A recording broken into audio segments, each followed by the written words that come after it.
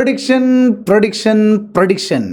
I don't like it. I avoid, but prediction likes me. I can't avoid. Yes. ഏവർക്കും prediction മനക്കിലേക്ക് ഹൃദ്യമായ സ്വാഗതം.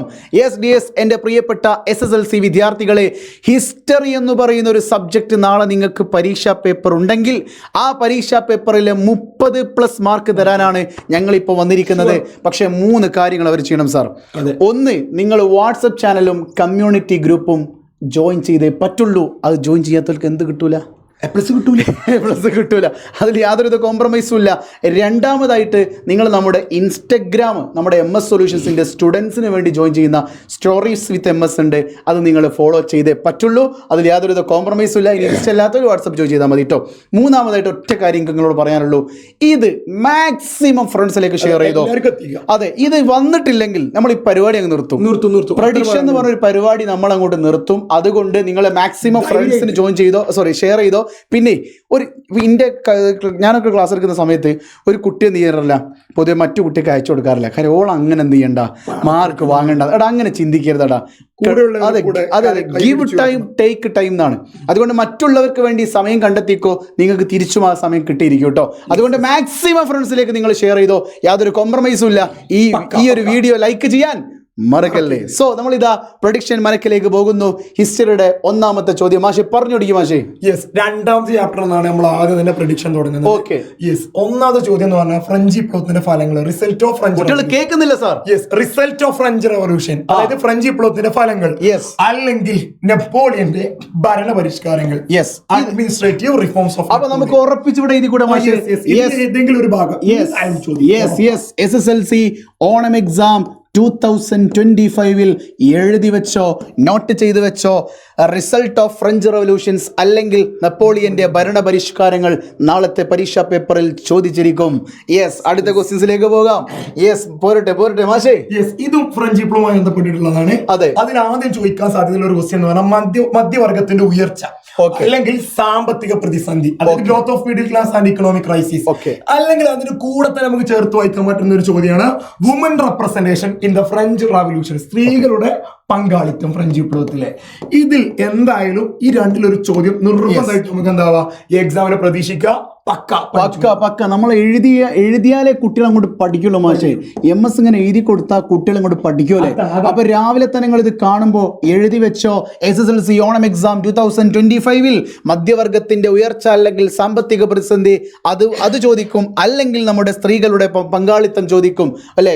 Women representation in French revolutions. അപ്പൊ തീർച്ചയായിട്ടും നന്നായിട്ട് പഠിച്ചു വെക്കുക. അടുത്ത ക്വസ്റ്റ്യൻസിലേക്ക് നമുക്ക് പോകാം. മാഷേ പോരട്ടെ. ഇത് ഫ്രഞ്ച് വിപ്ലവത്തിന്റെ കാരണങ്ങൾ, the reasons of the French revolution. അതിലൊന്നില്ലെങ്കിൽ കിങ്സിനെ കുറിച്ച്, രാജാക്കന്മാരെ കുറിച്ച്, ലൂയി 50, ലൂയി 60, അങ്ങനത്തെ കാര്യം ഉറപ്പല്ലേ. ഇതിലെന്താ സംശയമുണ്ടോ? തിങ്കേഴ്സ് എന്ന് പറഞ്ഞു കഴിഞ്ഞാൽ റൂസോ, വോൾട്ടയർ, മോണ്ടസ്ക്യൂ. മക്കളെ റൂസോക്കാരെ കൂടുതലായിട്ട് ചോദിക്കാൻ സാധ്യത ഉണ്ടോ? അതുകൂടി എന്താവാ അപ്പൊ തീർച്ചയായിട്ടും SSLC ഓണം എക്സാം 2025 ഫ്രഞ്ച് വിപ്ലവത്തിന്റെ കാരണങ്ങൾ രാജാക്കന്മാരുമായിട്ടോ അല്ലെങ്കിൽ ചിന്തകരുമായിട്ടോ നിങ്ങളോട് ചോദിക്കാവുന്നതാണ്. അടുത്ത ക്വസ്റ്റ്യനിലേക്ക് പോകാം. അടുത്തതായിട്ട് നമ്മളെ ഫസ്റ്റ് ചാപ്റ്റർ. ഇത് നമുക്ക് ഉറപ്പിക്കാം മാഷേ, ഇത് എസ്സേ അല്ലേ? എസ്സേ ആണ്. ഹിസ്റ്ററിയുടെ എസ്സേ നമ്മൾ അങ്ങോട്ട് റിവീൽ ചെയ്യാൻ വേണ്ടി പോവുകയാണ്. വാട്സപ്പ് ചാനലിൽ നമ്മൾ നേരത്തെ ഓൾറെഡി പ്രെഡിക്റ്റ് ചെയ്തതാ. ഇത് നേരത്തെ പ്രെഡിക്റ്റ് ചെയ്ത് കുട്ടികൾ 500ഓളം പേര് എന്ത് ചെയ്തിട്ടുണ്ട്, അതിന് ഹാർട്ട് എമോജി ഇട്ടിട്ടുണ്ട്. അപ്പോൾ അതേ സാധനം വീണ്ടും നമ്മൾ പ്രഡിക്ഷനിലേക്ക് ഉൾപ്പെടുത്തിയെന്ന് മാത്രം. എൻ്റെ പ്രിയപ്പെട്ട ആപ്പിൽ ജോയിൻ ചെയ്ത കുട്ടികൾക്ക് ഇത് വൈകുന്നേരം 4 മണിക്ക് കിട്ടിയിട്ടുണ്ട്. വൈകുന്നേരം 4 മണിക്ക് എന്ത് ചെയ്തിട്ടുണ്ട്, നമ്മൾ എസ്സേ ആണ് ആദ്യം കൊടുത്തത്. മക്കളെ പഠിച്ചു വെച്ചോ, ഇത് രണ്ടിൽ ഏതോ ഒന്നേ വരുള്ളൂ. സോ എസ്സേ ഇവിടെ കറക്റ്റ് പഠിച്ചോ. എന്തുകൊണ്ട് നവോത്ഥാനം ഇറ്റലിയിൽ അല്ലെങ്കിൽ മതനവീകരണവും പ്രതിമത നവീകരണവും എന്തായാലും നിങ്ങൾക്ക് എന്താവാ നാളെ പ്രതീക്ഷിക്കാം. അതെ, രണ്ടിലേതോ ഒന്ന് നമുക്ക് പറയണമെന്ന് ആഗ്രഹമുണ്ട്. പക്ഷെ നമ്മൾ രണ്ടാലൊന്ന് കാര്യങ്ങൾ പഠിച്ചു പോയേ പറ്റുള്ളൂ. SSLC ഓണം എക്സാം 2025 എഴുതി വെച്ചോ. എസ്സേ ക്വസ്റ്റ്യൻ ചോദിക്കുകയാണെങ്കിൽ ഇത് ചോദിച്ചു കൂട്ടിക്കോളി. പക്ഷെ ഇത് 4 മാർക്കിന് എന്താവും, അപ്പൊ ചോദിക്കാൻ സാധ്യതയുണ്ട്. അതെല്ലാവരും എന്താവും മനസ്സിലാക്കി. അതായത് നിങ്ങൾ പഠിച്ചു പോയി എന്നതുകൊണ്ട് നിങ്ങൾക്ക് നഷ്ടം വരാനില്ല. അവിടെയാണ് പോയിന്റ് ഉള്ളത്. നമ്മൾ പ്രഡിക്ഷൻ ചെയ്യുന്നത് വെറുതെ അല്ല, ഒന്നിലൊന്ന് എന്ന് പറയുമ്പോൾ നമ്മൾ പഠിച്ചു പോയിട്ട് തന്നെ കാര്യമുള്ളൂ. ഇപ്പൊ ഓൾഡ് മാൻ, നമ്മൾ ഇംഗ്ലീഷിൽ കാറ്റർ സ്കെച്ചിൽ ഓൾഡ് മാനും പറഞ്ഞിട്ടുണ്ട്, അതുപോലെ മറ്റൊരു കഥാപാത്രത്തിൽ നമ്മൾ പറഞ്ഞിട്ടുണ്ട്, ജർമ്മൻ ഓഫീസറും പറഞ്ഞിട്ടുണ്ട്. അതെ അതെ അതെ. അപ്പൊ ആ ഓൾഡ് മാൻ പറയുമ്പോൾ കുട്ടിക്ക് ഏത് ഓൾഡ് മാൻ, ഏത് ഓൾഡ് മാൻ? ഇനി നമ്മൾ ജർമ്മൻ ഓഫീസർ പറയുമ്പോൾ എന്ത് ജർമ്മൻ ഓഫീസർ? അപ്പൊ ചാപ്റ്റർ അല്ലേ പഠിക്കുന്നത്? ഇത് തന്നെയാണ് പ്രഡിക്ഷൻ, അതിന്റെ അപ്പുറത്തേക്ക് വേറെ പ്രഡിക്ഷൻ ഒന്നുമില്ല. എങ്കിലും നമ്മുടെ സ്റ്റൈൽ നമ്മൾ മാറ്റില്ല. പക്ഷെ നമുക്ക് മാഷേ നമുക്ക് പ്രവചിക്കാനേ അറിയുള്ളൂ, അതെ, പഠിപ്പിക്കാൻ അറിയില്ലല്ലോ. Yes yes. അടുത്ത ക്വസ്റ്റ്യൻ മാഷേ. വ്യത്യാസം ചോദിക്കും. അത് ഉറപ്പാണ്, പക്ക.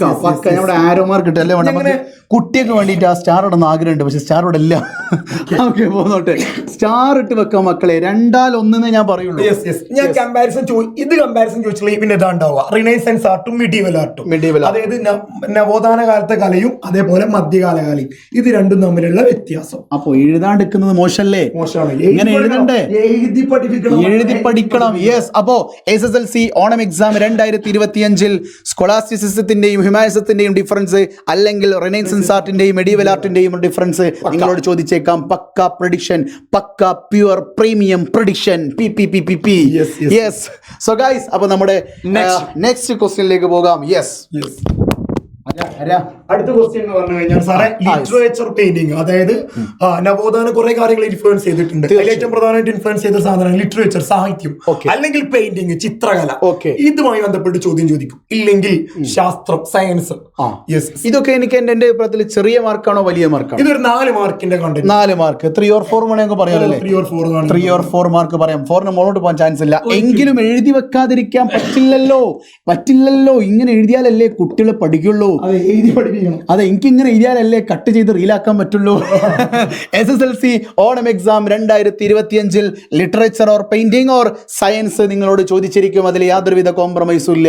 അപ്പോ ഏകദേശം ഓൾമോസ്റ്റ് എല്ലാ ചോദ്യങ്ങളിലേക്കും കടന്നിട്ടുണ്ടെങ്കിലും ഏറ്റവും അവസാനമായിട്ട് നമ്മൾ ചോദ്യം, ഇത് ഏറ്റവും അവസാനത്തെ ചോദ്യമാണ് കേട്ടോ. ഇത് 3ാമത്തെ ചാപ്റ്ററിൽ നിന്നുള്ള ചോദ്യമാണ് മക്കളെ. പ്രധാനമായിട്ട് ഇത് 2 കാര്യങ്ങൾ, 2 ടോപ്പിക്കാണുള്ളത്. ഇതെന്നെ വന്ന റെഡി 1 2. ഇത് കഴിഞ്ഞിട്ട് ഇങ്ങോട്ട് നോക്കിയാൽ മതി കേട്ടോ. ഇത് കഴിഞ്ഞ് ഇന്നെ നോക്കുക, പിന്നെ അങ്ങോട്ട് പോവാം. Ready 1 2 3 start. ഇത് 3ാമത്തെ ചാപ്റ്ററിൽ നിന്നുള്ള പ്രധാനപ്പെട്ട ചോദ്യമാണ് മക്കളെ. 2 ടോപ്പിക്കാണ്, 2 ചോദ്യങ്ങൾ അടിപൊളിയായിട്ട് പഠിച്ചാൽ നമുക്ക് 3ാമത്തെ ചാപ്റ്ററിൽ നിന്നുള്ള ഇമ്പോർട്ടൻസ് ക്വസ്റ്റ്യൻസ് സെറ്റ് ആണ്.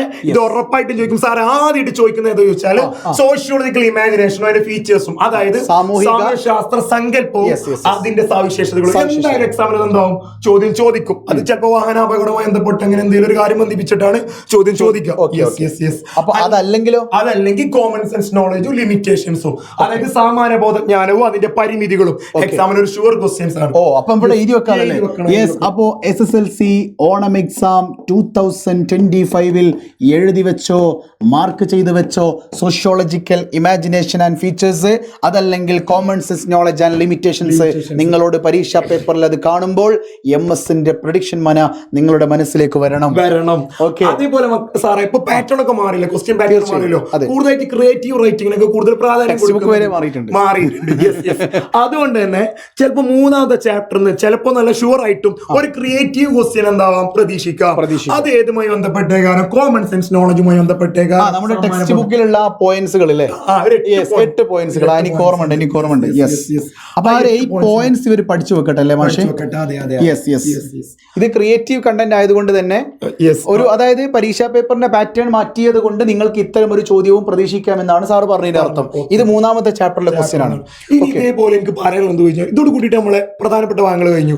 ഇനി 1 മാർക്കിന്റെ ക്വസ്റ്റ്യൻസിൽ ഏറ്റവും ഇമ്പോർട്ടന്റ് എന്ന് പറഞ്ഞാൽ 2ാമത്തെ ചാപ്റ്ററിൽ നിന്ന് കാലഗണന ക്രമത്തിൽ എഴുതാൻ പറയും. ഓരോ ഇൻസിഡന്റ് വന്നിട്ട് ഇതിൽ ഏതാദ്യം ഉണ്ടായത് ആ രീതിയിൽ എന്താവും ചോദിക്കും. അത് നിർബന്ധമായിട്ട് എന്താവും എക്സാമിന് ഇമ്പോർട്ടന്റ് ആണ്. കാലഗണന ക്രമത്തിൽ എന്തായാലും വരും. കാരണം ഹിസ്റ്ററി എന്ന് പറഞ്ഞ ആ ഒരു സംഭവം അതിങ്ങനെ പിന്നെ പട്ടികയായിട്ട് എഴുതാനാണോ, അല്ലെങ്കിൽ അവർ 4 സംഭവങ്ങൾ തരും.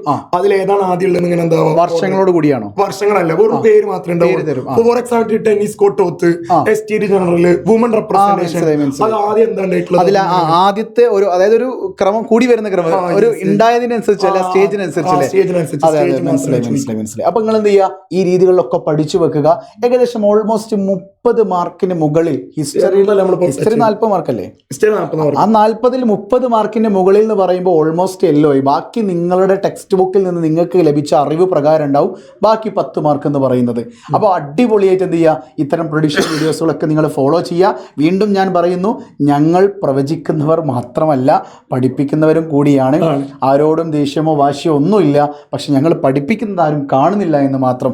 ഞങ്ങളും തലേ ദിവസം മണിക്കൂറുകളോളം ക്ലാസ് കൊടുക്കുന്നവരാണ്. പക്ഷേ മണിക്കൂറുകളോളം തലേ ദിവസം ക്ലാസ് കൊടുക്കപ്പെടുന്നത് 2 സബ്ജക്റ്റ് വരുമ്പോഴാണ്. അല്ലാത്ത സമയങ്ങളിലൊക്കെ നമ്മൾ എന്ത് ചെയ്യാറുണ്ട്, മാക്സിമം 2 മണിക്കൂർ 2.5 മണിക്കൂർ കൊണ്ട് ക്ലാസ് നിർത്താറുണ്ട്. കാരണം ഏറ്റവും കൂടുതൽ കുട്ടികളെ സമയം എന്ത് ചെയ്യണം, യൂസ് ചെയ്യണം, യൂട്ടിലൈസ് ചെയ്യാൻ പറ്റണം, ടൈമിനെ മാനേജ് ചെയ്യാൻ പറ്റണം. ഓക്കെ അല്ലേ? അപ്പോൾ അടിപൊളിയായിട്ട് ഇതുപോലെ പഠിക്കുക. വാട്സപ്പ് ചാനൽ ഫോളോ ചെയ്യുക. അതിൽ ഇനിയും ജോഗ്രഫിയിലെ ഒരു പ്രഡിക്ഷൻ ക്വസ്റ്റ്യൻസ് വെയിറ്റിങ്ങിലാണെന്ന് എനിക്കറിയാം. നമ്മുടെ വാട്സപ്പ് ചാനൽ എന്ത് ചെയ്തിട്ടുണ്ട്, ഓൾറെഡി ഒരു 8 മണിയായപ്പോൾ നമ്മൾ 2-3 ക്വസ്റ്റ്യൻസ് പ്രെഡിക്റ്റ് ചെയ്തിട്ടുണ്ട്. എസ്എ ക്വസ്റ്റ്യൻ അടക്കം പ്രെഡിക്റ്റ് ചെയ്തിട്ടുണ്ട്. നിങ്ങൾക്ക് അവിടെ ജോയിൻ ചെയ്താൽ എല്ലാം കാണാൻ പറ്റും കേട്ടോ. അപ്പോൾ വീണ്ടും കാണാം. It's me MS and SDK from MS solutions. ഇനി എന്തിന് വേറെ സൊല്യൂഷൻസ്. ബൈ.